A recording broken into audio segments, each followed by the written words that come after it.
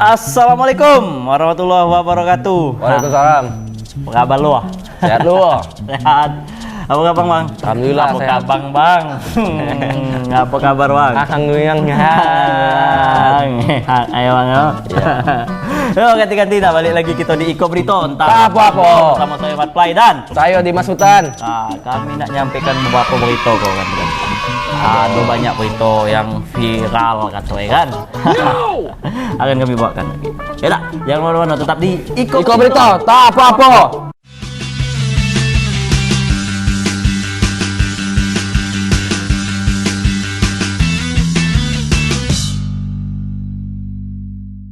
Wey, kata ganti. Bang, Ya.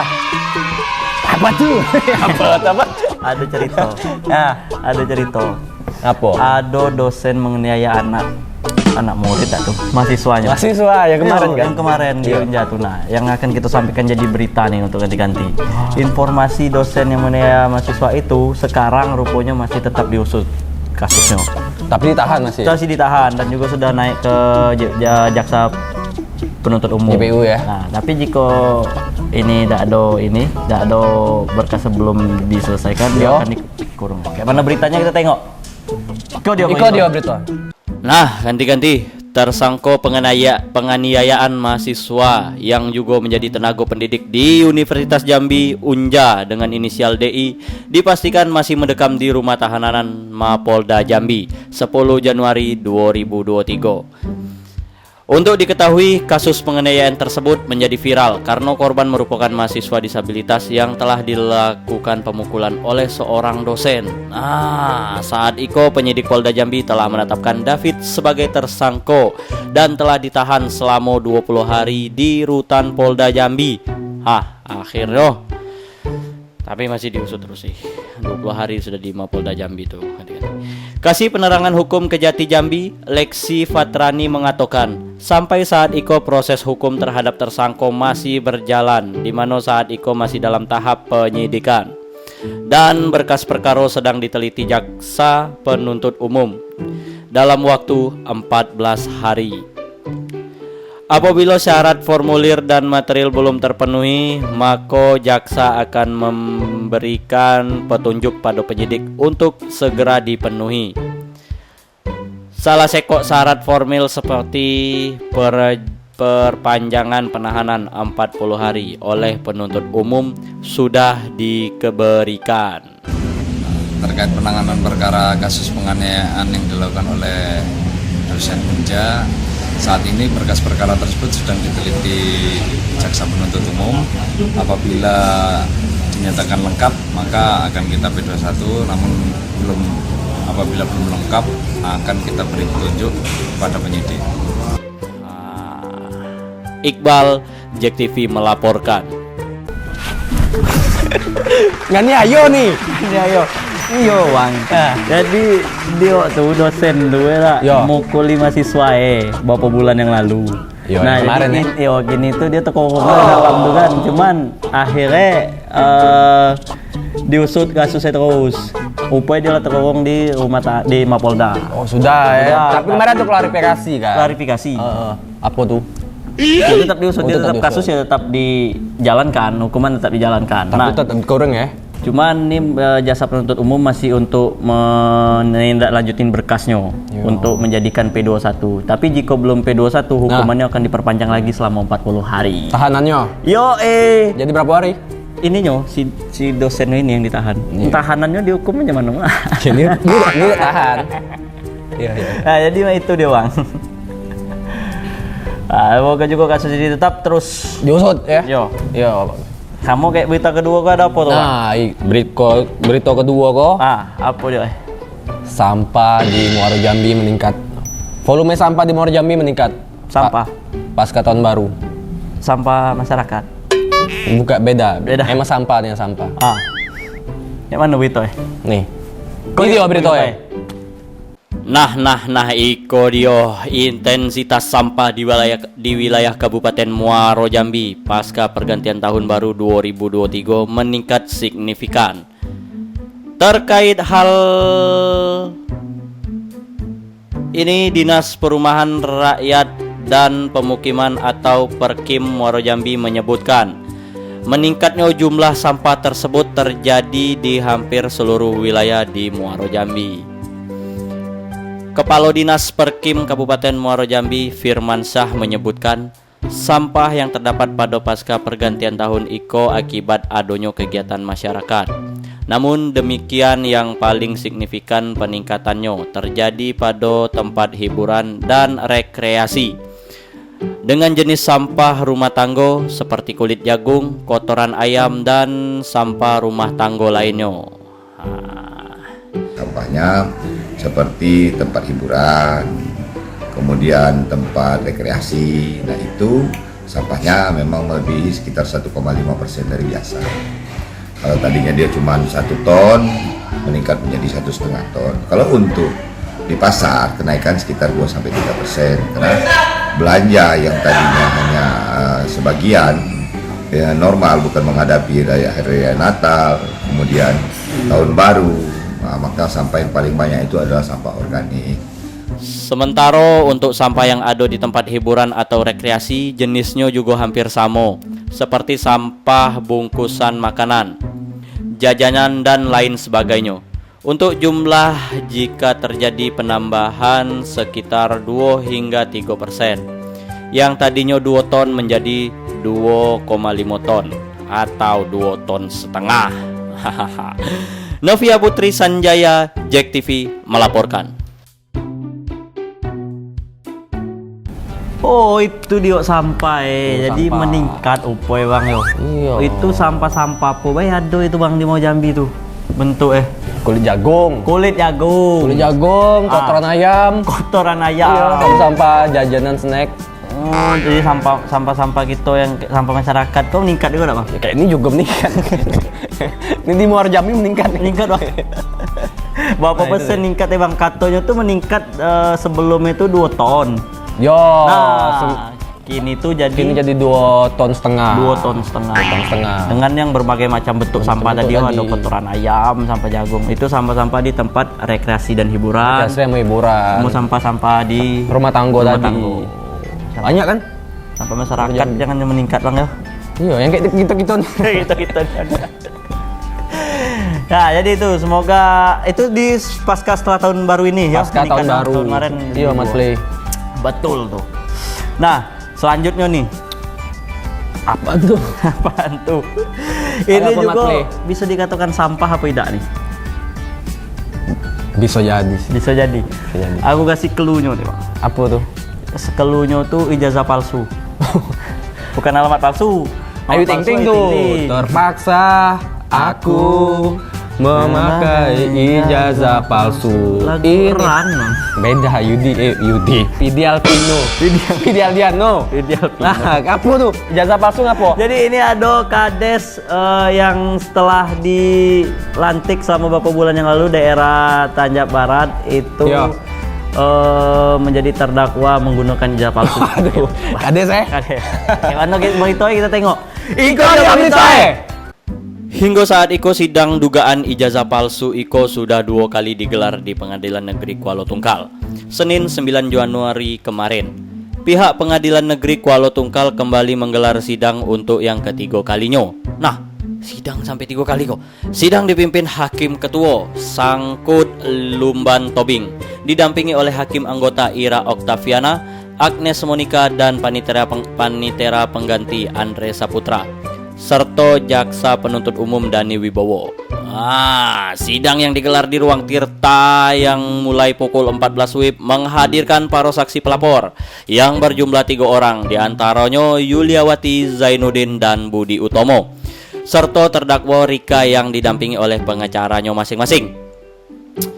Yuliawati dalam keterangannya menyampaikan tentang awal ia mengetahui bahwa terdakwa menggunakan ijazah yang diduga palsu.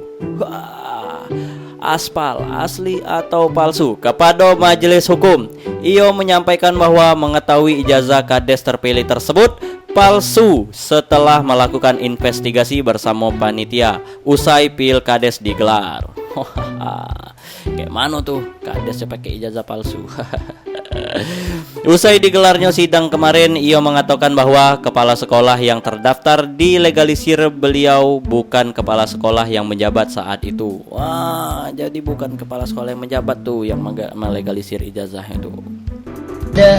Melihat billing itu tidak terdaftar, jadi untuk memastikan kami mencari tahu PKBM Pengabuan itu ada di mana. Ya. Dari PKBM itu kita ketahui siapa kepala sekolahnya. Dan ternyata yang terdaftar dilegalisir. Beliau bukan kepala sekolah yang menjabat saat itu. Jadi siapa tuh Pak yang seharusnya pemilik PKBM saat itu Pak Samsul Bahri. Tapi di situ ada tanda tangan dari Arbani. Status Arbani di situ bukan kepala sekolah PKBM Pengabuan. Sejak 2017 itu bukan Arbani lagi. Kalau di ijazah paketnya itu ada tertera 4 Juni 2021. tanda tangan orang itu yang Buhori itu siapa? Yang Arbani. Iya, Arbani. Arbani yang melegalisir. Melegalisir ya. Yang seharusnya bukan Arbani ya. Seharusnya Samsul Bahri. Samsul Bahri ya. Dan padahal Samsul Bahri sejak tahun berapa sudah tidak memimpin tuh? 2017 memasuki 2018 sudah berganti. Dan seharusnya pemilik PKBM saat itu adalah Bapak Samsul Bahri. Sementara tanda tangannya dari Arbani dan status Arbani di situ bukan kepala sekolah PKBM Pengabuan. Sementara itu juga kuasa hukum dari pelapor Fadli yakni Dedi Yuliansah mengatakan seharusnya terdakwa yang ditahan dengan status tahanan rumah harus dinonaktifkan terlebih dahulu karena bisa mempengaruhi kinerja yang ada di desa. Jika sudah terbukti baru dinonaktifkan secara definitif. Ia juga berharap Bupati Tanjung Jabung Barat dapat membantu mengambil langkah-langkah bijak dan tegas agar keadilan di negara di bawah yang bersangkutan bisa terrealisasikan. Di persidangan, artinya ada indikasi pemalsuan ijazah itu kuat, namun statusnya masih tahanan rumah dan status kepala desanya belum dinonaktifkan oleh Bupati.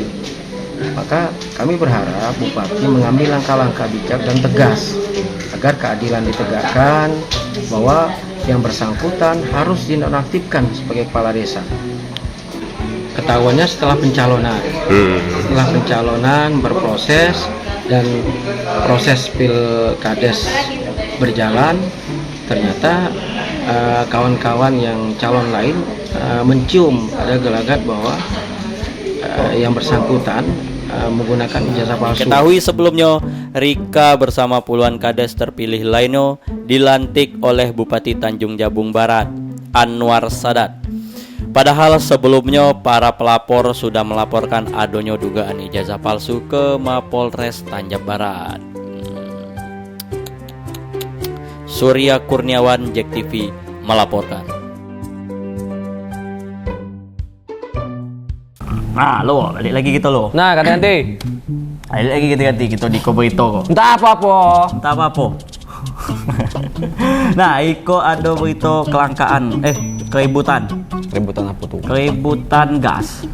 Berebutan apa keributan? Beribut juga. Ribut juga. Gara-gara berebut jadi ribut. Jadi ribut. Di mana? Di Kuala Tungkal. Ini dia kelangkaan gas tidak, tapi berebut gas. Macam mana gas tuh? melon. Gas sama melon. Gas melon baik, gas bentuk melon. Gas bentuk melon. Gas 3 kg tuh ya, 3 kg. Nah, kayak itu begitu itu, Bang. Macam mana? Iko dia kan ganti. Nah, Iko ganti-ganti. Pemilik pangkalan gas sering kali memberikan batasan waktu penjualan 1 hingga 2 jam baik. Hal Iko pun memicu para pembeli berebut dan berdesaan satu sama lainnya. Tidak sedikit pembeli gas tersebut membuat emosi para pembeli. Hal Iko seperti yang dialami Sandi, warga yang tinggal yang tak jauh dari pangkalan itu. Dia mengaku tidak mendapatkan kuota gas 3 kg bersubsidi tersebut karena begitu singkatnya pangkalan membagikan gas kepada warga yang mengantri. Dan bahkan tak jarang warga harus cekcok terlebih dahulu dengan petugas pangkalan agar bisa mendapatkan gas 3 kg bersubsidi. Pak bang, tengok nih, saya warga sini ya, nih warga saya. Tuh rumah saya. Alasannya apa bang nggak dikasih bang? Nah kami nak jual masak, tak tahu kerjanya habis. Kami nak minta kartu kata RT kemarin katanya nyonya memang hilang kartu kan. Seharusnya yang ngurusi siapa bang? Pangkalan atau RT bang kalau jual? Nah sebenarnya kalau minta urusnya sebenarnya dari RT lah juga. Saya tanya. Nah, carut marut pendistribusian gas melon di sebagian pangkalan di Tanjab Barat ini diketahui bukan dipicu kelangkaan gas, namun diduga banyaknya pembeli yang membeli di luar lingkungan keberadaan pangkalan. Nah, jadi alokasi untuk penyaluran gas tuh bukan ke wargonya tapi ada di luar lingkungan itu tuh. Waduh, sehingga sering terjadi kerumunan dan antrian panjang saat pangkalan menjual dan membagikan gas di depan pangkalan mereka.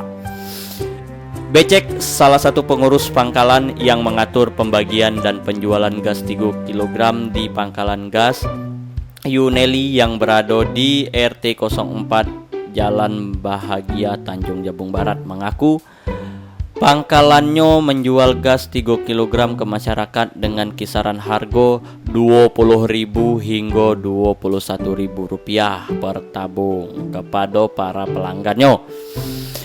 Nah, dia menjelaskan bahwa setiap pangkalan di Tanjab Barat mendapatkan kuota 350 hingga 500 tabung untuk dibagikan kepada warga di lingkungan masing-masing. Dan seharusnya jatah itu sudah mencukupi untuk disalurkan kepada warga yang tinggal di sekitar lingkungan tempat pangkalan berada. Hahaha. Harganya berapa? 20, kadang 21. Mbak, ini dari 2 orang yang diwawancara jual 25 yuk. Bagaimana yuk? Mana orangnya? Surya Kurniawan, Jack TV melaporkan. Gas. Aku mau ingat nih gas. Gas me habis. Sampai nih gas. Habis. Habis. Apa halnya bisa habis? Nah, itulah. Hah? Kok bisa habis? Apa garo ya? Buka sejam 2 jam, Buka aja pangkalannya. Pangkalannya. Oh, pangkalannya buka sejam 2 jam. Itu pangkalan apa? Rental PS. Sejam bang. Sejam bang. Karena yang akhirnya dia memicu keributan itu gas itu tidak langka ya. Gas tidak langka. Gas tidak langka. Ribut karena kuota gas itu kok beku udah ada gitu nah. Tadi itu kan nak beli nih. Nak beli di itu orang lingkungan tuh lah. Pokoknya gas tuh dijual sama orang pangkalan tuh di luar lingkungan itu bang. Iya orang luar datang juga beli. Datang juga beli di situ dengan harga 20 sampai 21.000 rupiah. Gas tidak langka dah. Oh, jadi itu micu keributan. Ribut, carut marut dalam tuh. Mana gas dia beli, mana pangkalannya sebentar pula buka ya kan. Sejam 2 jam. Yo, enggak ada tambahan waktu lagi. Coba tambah waktu. Itu daerah apa namanya? Daerah apa namanya? Bahagia. Jalan Bahagia, tapi situ terjadi keributan gara-gara gas. Macam mana tuh? Dengan ribut mereka bahagia. Bisa jadi. Iyo, gara-gara ribut. Gara-gara gas. Iya, gas melon kan? Melon. Orang beli kiloan tuh. Melonnya. Gasnya. Melonnya. Melonnya tidak jual gas. Gasnya kiloan. Banting nggak? Iya, gas banting. Mercon banting. Wah, itulah ganti-ganti gas tuh. Kalau tungkal. Kalau tungkal. Semoga di tempat ganti tidak ada terjadi kayak itu juga ya. Iya. Gas tuh. Selanjutnya nih, Bang. Apa tuh? Ada kasus. Ya kemarin ya. Kasus lama tuh. Kasus play. Bocah. Kasus yang Apa nih? Kasus yang terpelintir. Di sini lah biar nanti. Ini kasus apa bocah kata bang tuh? Bocah yang 3 tahun kemarin. Dasar bocah lu. ngasih berita lu. Berita ini yo adik kita almarhum Kiki ya. Umur 3 tahun. 3 tahun. Itu. Berarti masih diusut sampai sekarang kasusnya? Masih play. Belum terbongkar. Belum. Nah, inilah dua saksi baru. Ada yo, kayak mana kita tengok lah nak? Ya kita tengok langsung. Iko dia berita ya. Nah, iko dia kanti-kanti. Ada kasus kematian Keke bocah 3 tahun 8 bulan yang ditemukan tewas di lubang ipal pada 25 Juli 2022 lalu. Wah, udah cukup lama nih. Berapa bulan yang lalu tuh dari Juli sampai sekarang tuh ganti-ganti. Masih menjadi misteri. 6 bulan sudah bergulir kasus kematiannya tersebut belum menemukan titik terang. Waduh. Direktur Reskrimum Polda Jambi Kombes Pol Andri Ananta Yudhistira mengatakan pihaknya hingga saat Iko masih melakukan penyelidikan. Nah, terbaru Andri mengaku telah memeriksa 2 saksi baru dalam kasus Iko. 2 saksi baru itu ditemukan merupakan tetangga Keke. Nah, akhirnya ada saksi baru nih diganti-ganti. Namun dirinya tidak menjelaskan siapa saksi baru tersebut. Akan tetapi dirinya memastikan kepolisian akan terus menyelidiki kasus Iko hingga terungkap. Semoga cepat terungkap lah Iko. Selain itu juga tim khusus yang dibentuk sebelumnya juga masih bekerja menyelidiki kasus tersebut. Mantap Pak. Saya terus berkoordinasi dengan Polsek dan Polres. Karena dalam hal ini kan rekan-rekan Polresta yang menangani. Ya, yang saya update, saya pernah ketemu ada progres, ya, informasi-informasi yang berkembang yang tidak pernah kami temukan dan beberapa orang sudah diambil keterangan. Nah, itu tahun lalu lah. Tahun lalu kan baru beberapa hari ya. Tahun lalu. Jadi tetap kita akan ungkap kasus ini, kita tidak akan diam. Tim yang dibentuk oleh kami itu masih ada, tapi sifatnya kecil, bukan yang sifatnya seperti dulu di awal, tim besar, tim kecil, yang terus mencari informasi di dalam. Ya. Perkembangannya terakhir lah, itu ada 2 orang kalau tidak salah, dan diambil keterangan yang belum pernah sama sekali diminta keterangan. Saksi baru jatuhnya. Dari perkembangan kasus sebelumnya, polisi setidaknya sudah melakukan berbagai metode penyelidikan, seperti menurunkan anjing pelacak. Selain itu, polisi setidaknya sudah memeriksa 30 saksi yang berada di TKP. Selanjutnya pada 3 September 2022 lalu, polisi juga melakukan prarekonstruksi dengan melakukan 21 adegan yang diperagokan saat Keke pamit bermain kepada orang tuanya. Nah, hingga tempat terakhir korban bermain dengan teman-temannya. Namun berbagai cara yang dilakukan belum dapat mengungkap misteri ataupun tersangka dalam kasus Iko. Sebagaimana diberitakan sebelumnya, Keke bocah 3 tahun 8 bulan ditemukan dengan kondisi mengenaskan di dalam ipal yang tak jauh dari rumahnya pada Senin 20 Juli 2022. Sebelumnya keluarga menduga Keke diculik karena hilang pada Sabtu 23 Juli 2022 lalu. Hasil otopsi jasad Keke ditemukan luka di belakang tengkorak kepala, luka lebam di bagian mata, dan usus yang keluar dari kemaluan. Waduh, ya Allah, kasihan oh. Yang ditugo akibat kekerasan seksual. Mudah-mudahanlah berkat ini Pak Polisi bisa mengungkap siapa tersangkonya, siapa pelakunya. Ya, kita doakan baik ganti-ganti. Dimas Sanjaya, Jack TV melaporkan. Nah, jadi berita ini nih sudah bergulir selama 6 bulan tuh ganti-ganti. 6 bulan. 6 bulan es. 6 bulan es dari mulai 22 Juli mulai bulan Juli 2022 kemarin sampai sekarang kasusnya tetap diusut. Dan akhirnya ketemu tuh dapat lagi dua orang saksi lagi untuk menangani kasus Keke tadi. Kasusnya bisa terungkap dan juga padahal di kejadian sudah olah TKP juga. Ya benar. Dan juga sudah dikasih anjing pelacak untuk mengetahui apa nih penyebab terjadinya meninggalnya adik kita Keke ini. Dan juga dinyatakan bahwa di skup tubuhnya tuh ada luka lebam di belakang tuh dan di kemaluannya tuh keluar usus. Dan diduga ini terjadi karena kekerasan seksual katanya. Diduga sementara itu. Cuman kita tidak tahu kayak mana akhir pengusutannya kan. Mudah-mudahan cepat terungkap. Ada 2 saksi ini berkat ada 2 saksi baru ini bisa terungkap dan dimudahkan jalan mengungkapkan kasus Iko. Amin. Tetap bersabar buat keluarga, orang tuanya adik itu Keke. Semoga yang terbaik dalam penanganan. Amin. Selanjutnya Aduh Amin. Bukan. Narkoba nih Mat Play. Oh, Amin pelaku bukan? Bukan, jangan Amin. Amin tadi itu doa. Amin dijawab. Kirain nama Bang Amin kan. Nah, ini ada kasus narkoba. Narkoba Mat Play.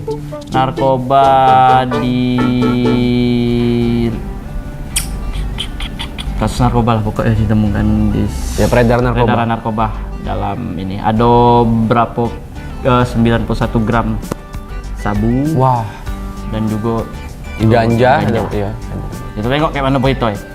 Iko dia berita ya.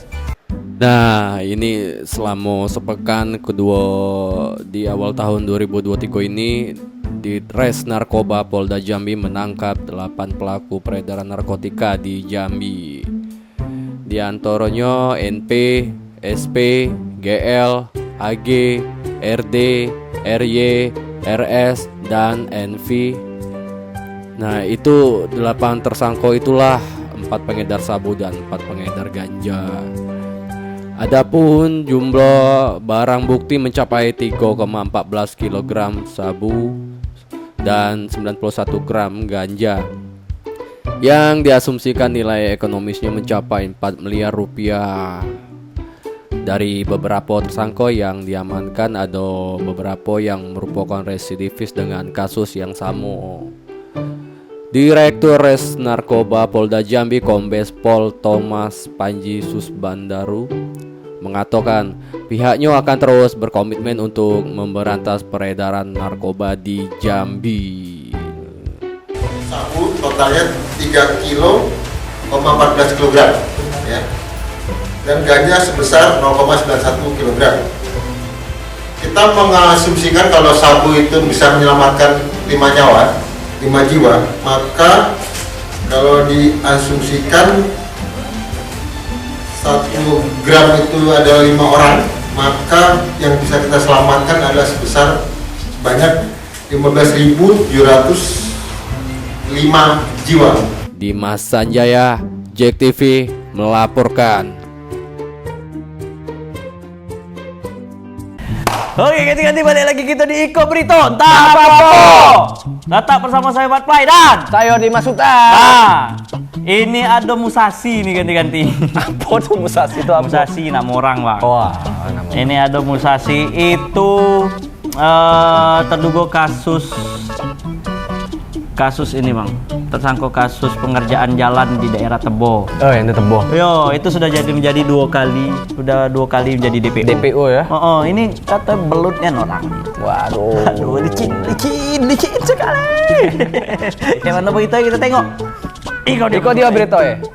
Terpidana bernama Musashi Pangeran Betara diamankan dari persembunyiannya di Kelurahan Duku, Kramat Jati, Jakarta Timur pada Rabu 10 Januari 2023. Musashi menjadi DPO terkait kasus korupsi pekerjaan paket pengaspalan jalan tahun anggaran 2013-2015 dengan kerugian negara sebesar 1,5 miliar rupiah. Berdasarkan putusan Pengadilan Tinggi Jambi yang menguatkan putusan Pengadilan Tipikor Jambi dengan menjatuhkan hukuman terpidana Musashi Pangeran Betara 5 tahun penjara dan pidana denda 200 juta subsidiar 2 bulan kurungan. As Intel Kejati Jambi Jufri menyampaikan pada tahun 2021 terdakwa Musashi pernah ditangkap untuk jalani persidangan di Jambi. Namun tersangka tidak kooperatif 2 kali DPO. Ketika penyidikan tersangka sudah 2 kali melarikan diri dan saat diamankan sempat melakukan perlawanan diri dari pihak keluarga. Dimana sebagaimana yang disampaikan Pak Sinjal tadi, terpidana ini termasuk izin. Bayangkan saja 2 kali DPO dan alhamdulillah 2 kali juga kita tangkap. Saya ingat pandai-pandai itu kayak melompat tetap jatuh juga. Dan kita buktikan bahwa hari ini kita tangkap itu komitmen kami pada kejaksaan untuk selalu memegang kepercayaan masyarakat. Semoga ini menjadi ikhtiar, ini menjadi pertanda tidak ada tempat bagi koruptor di negeri kita. Iqbal, JEK TV melaporkan. Nah, dengan pengerjaan proyek aspal jalan di daerah Tebo. Jadi Musashi ini dapat mengerjakan proyek itu, Bang. Nah, dia udah menggelapkan dana proyek itu sebesar 1,5 M dan menjadi DPO. Akhirnya ketangkap dan juga udah ada kasih ampun lagi, tangkap langsung di jerat, langsung dikasuskan lah. Nggak ada lagi ini karena 2 kali DPO. Katanya udah 2 kali DPO ya? Katanya dia belutnya nih orang. Waduh. Gitu, licin sekali katanya. Pindah-pindah dia DPO. Kabur. Tapi lah dapat ya? Lah Kamu ya? Lah dapat. Dan ini kasusnya juga pernah terjadi sudah dari tahun 2013 sampai 2015. Yo, di APBD 2013 2015. Itu yang dia uang dana proyek itu. Kacau. Dan juga akhirnya dia akan kena tuntutan ganti rugi denda sebesar 200 juta rupiah dan subsidiar 2 bulan kurungan penjara. Oh iya. Terus Pak, usut terus kasusnya nih, biar jalannya juga bisa dibangun oleh yang lain lebih bagus lagi. Iya. Itulah dia pokoknya. Itu Musasi. Dan juga dia sempat minta kasasi juga ke jaksa, cuman akhirnya ditolak kasasi. Ditolak ya? Yo, udah ada lagi nih udah jelasnya, jadi ini langsung tetapkanlah jadi tersangkut. Bahaya katanya. Udah tersangkut nih ya? Udah sih ya. Beda dan selanjutnya ini apa nih Bang berita ya Bang? Samo nih. Sampaikan Bang. Samo masih berita juga nih. Apa berita ya? Ini kasus penggelapan duit nih. Petani sawit melaporkan apa tuh? Oknum Polres ke Polda Kota Jambi. Wah, ini apa tuh kasus? Petani sawit. Katanya penggelapan sih. Penggelapan duit petani itu katanya. Iya, katanya. Duit petani tadi. Penasaran pula apa yang pencaman yang berita. Penasaran kan sampai digelapi? Ikut dia berita ya. Zainal Abidin, petani sawit di Kecamatan Sumai, Kabupaten Tebo, bersama kuasa hukumnya Sri Hayani melaporkan oknum anggota Satres Narkoba Polres Tebo ke Propam Polda Jambi karena diduga menggelapkan uang senilai 18 juta hasil penjualan panen kebun sawit miliknya. Penggelapan itu diduga terjadi saat Satres Narkoba Polres Tebo melakukan penggerebekan dan pengamanan pelaku peredaran narkoba yang tak lain adalah anak pelapor. Polisi kemudian membawa tersangka ke rumahnya, kemudian dilakukan penggeledahan. Setelah itu polisi turut mengamankan uang 18 juta rupiah milik pelapor sebagai barang bukti transaksi narkoba. Sri Haryani, kuasa hukum pelapor, mengatakan uang senilai 18 juta tersebut bukan merupakan hasil dari penjualan narkoba, melainkan hasil panen sawit. Hingga saat ini uang senilai 18 juta tersebut belum dikembalikan oleh oknum anggota Satres Narkoba. Diakuinya ada personil Satres Narkoba datang ke rumah untuk mengembalikan uang senilai 3 juta namun ditolak. Mana kronologisnya di awal? Justru kita nanti di BAP pemirsa. Sekarang kita buat laporan dulu terkait masalah. Laporannya itu seperti apa? Kita baru buat laporan awal ya, masalah laporan uang bapak ini yang dibawa oleh penyidik Satres Narkoba Polres Tebo. Nah, tapi tidak dikembalikan. Berapa banyak Bu? Kurang lebih 18 juta, tapi memang dapat infonya ada mengalir 3 juta. Kita Uang tahu nih jalan cerita seperti apa nanti. Uang itu diambil waktu kapan Bu? Pada saat Penangkapan di rumah Bapak ini. Nah, kalau penangkapan mereka di kebun. 18. Itu uang dari mana Pak? Hasil sawit. Hasil sawit. Terus kalau anak Bapak itu memang dikatakan memang duit dari narkoba atau bukan? Bukan. Zainal Abidin lapor.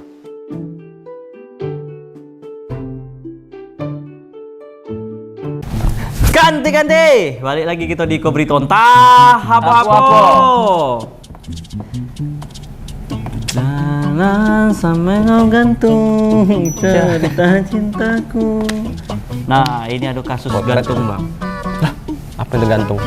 Ada penemuan mayat gantung diri di daerah Pasir Putih itu ganti-ganti. Innalillahi wa inna ilaihi raji'un. Ini berita duka. Diduga mayat bunuh diri. Ini Pasir Putih. Oh, iya. Di Kelurahan Pasir Putih, Kecamatan Jambi Selatan. Iya. Kayak mana beritanya kita tengok. Ikut dia beritanya. Diketahui korban berinisial S berusia 25 tahun Kejadian ini pertama kali diketahui oleh tetangga korban yang curiga karena rumah korban yang terlihat sepi. Amin selaku ketua RT 06 menjelaskan dirinya mengetahui kejadian ini sekitar pukul 13.00 waktu Indonesia Barat pada Jumat 13 Januari 2023. Warga curiga korban tidak kelihatan dari pagi. Karena pintu rumah korban tidak dikunci, warga pun masuk dan menemukan korban tergantung di depan pintu kamarnya. Dari informasi yang didapat di lokasi kejadian, korban baru 1 pekan ini tinggal di rumah tersebut. Berdasarkan kesaksian warga sekitar, walau tubuh wanita ini tergantung, kakinya masih menyentuh lantai.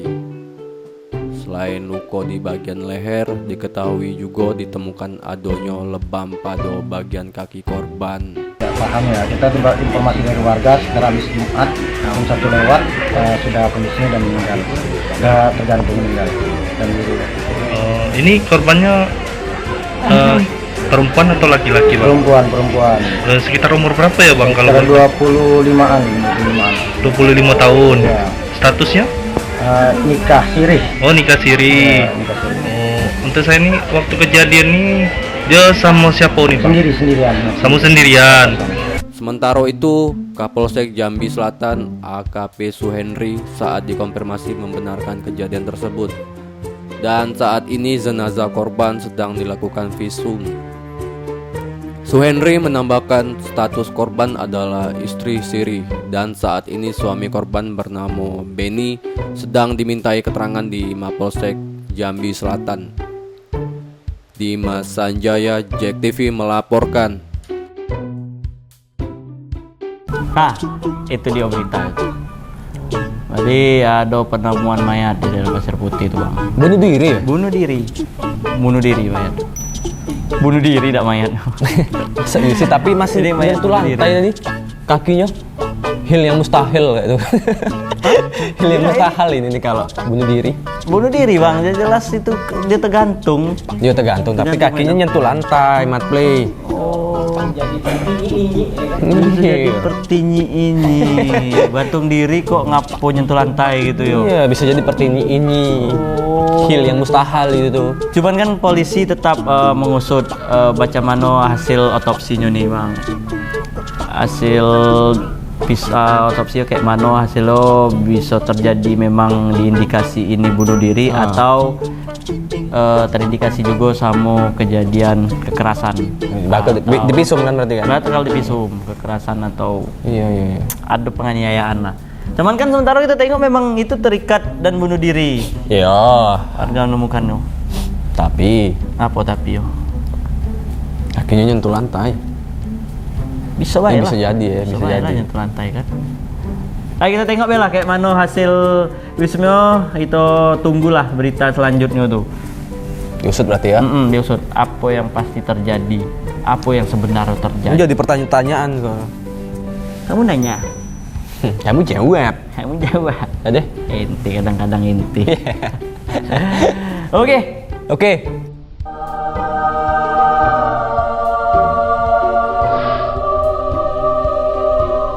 Hey, what happened? Apa yang oke? Berita lagi terakhir.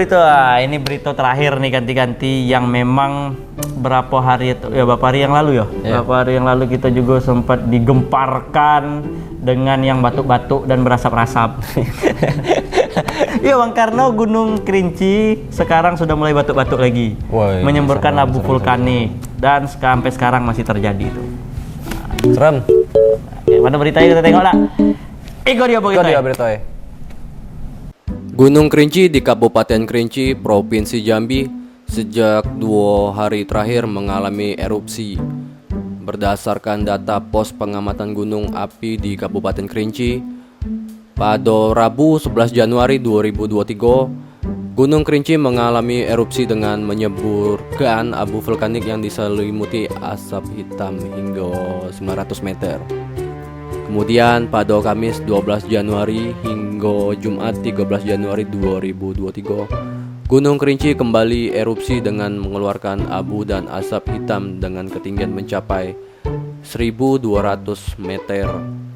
Terkait hal itu, Gubernur Jambi Al-Haris meminta semua petugas yang tergabung dalam kebencanaan untuk siap siaga karena aktivitas gunung tertinggi di Pulau Sumatera itu mengalami peningkatan. Gubernur juga minta semua masyarakat khususnya di daerah sekitaran gunung dengan ketinggian 3.805 mdpl di atas permukaan laut itu untuk tetap waspada dan mengikuti arahan pemerintah. Selain itu, Al-Haris juga minta semua stakeholder terkait untuk menyiapkan segala sesuatunya dengan baik, serta kontingensi dan mitigasinya harus jelas. Ia juga mengatakan Pemprov Jambi akan segera menggelar apel kesiapsiagaan bencana terkait Gunung Kerinci tersebut. Nah, ganti-ganti yang mau daki gunung diurungi dulu, besok kita daki sama-sama ya. Yan Chen, Jack TV melaporkan. Wah tuh bang, Oh iya ya. ngeri kan, ibaratnya gunung, Serem. beberapa gunung daerah pulau-pulau lain kan Gunung Merapi sudah ada pernah terjadi kayak Gunung Merapi. Nah ini kita Gunung Kerinci di Jambi sudah mulai mengeluarkan abu vulkanik, udah mulai erupsi. Udah erupsi tuh, deh ya. Ngeri, Jadi waspada. warga sekitar kayak mana Mat? Warga sekitar ya harus waspada lah dengan ini sudah waspada peringatan kedua ya. Waspada. Ini bisa ada terindikasi akan menjadi letusan gunung berapi tak bang? Nah itu yang kita takutin. Kita takutin ya, Itu itu waspada, itu yang waspada. Mudah-mudahan tidak terjadi apa-apa, cuman sekedar mengeluarkan erupsi vulkanik kita. Pernah daki? Ke Gunung Kerinci.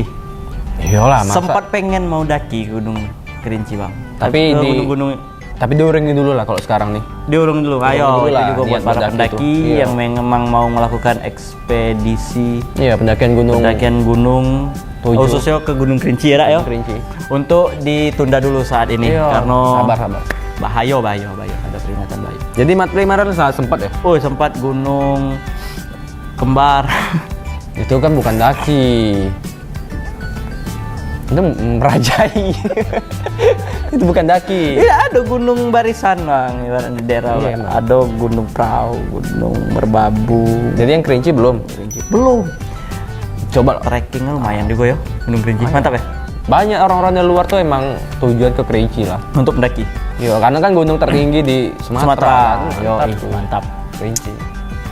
Itu dia beritanya ganti-ganti. Kita doakan juga yang terbaik untuk khususnya masyarakat di sekitaran Gunung sekitaran Kerinci. gunung daerah Kerinci. Semoga jadi apa-apa. Amin. Serem. Serem. Gelap, berasap. Serem. Udah, itu dia berita itu bang. Ganti-ganti. Oh, kami sudah ya. Pamit lagi tuh kita tidak. Udah ya? Udahlah. Ya. Ya udah. Udahlah. Tuh ganti-ganti, jangan lupa juga saksikan kami terus ikut entah apa-apa setiap hari Rabu jam 8 malam dan hari Kamis jam 5 sore. Di mana tuh bang? Di Jack TV. Inspirasi kita. Nah, kalau Mat Play lagi di jalan bisa juga. Bisa di apa? TV streaming. Oh, streaming di HP ya? Di handphone. Apa tuh linknya tuh? stream.jacktv.co.id. Di YouTube juga bisa. YouTube juga bisa. Jack TV tapi Iko Brito. Iko Brito tak apa-apa. Ada lah tuh ya. Itu dia. Update juga tuh berita-berita hariannya ada juga di Instagram, TikTok. Jack TV itu baik ganti-ganti. Ya. Oke lah, ganti-ganti kami pamit undur diri. Mohon maaf, sekian. Saya Mat Play dan saya Dimas Sultan. Pamit undur diri. Wassalamualaikum warahmatullahi wabarakatuh.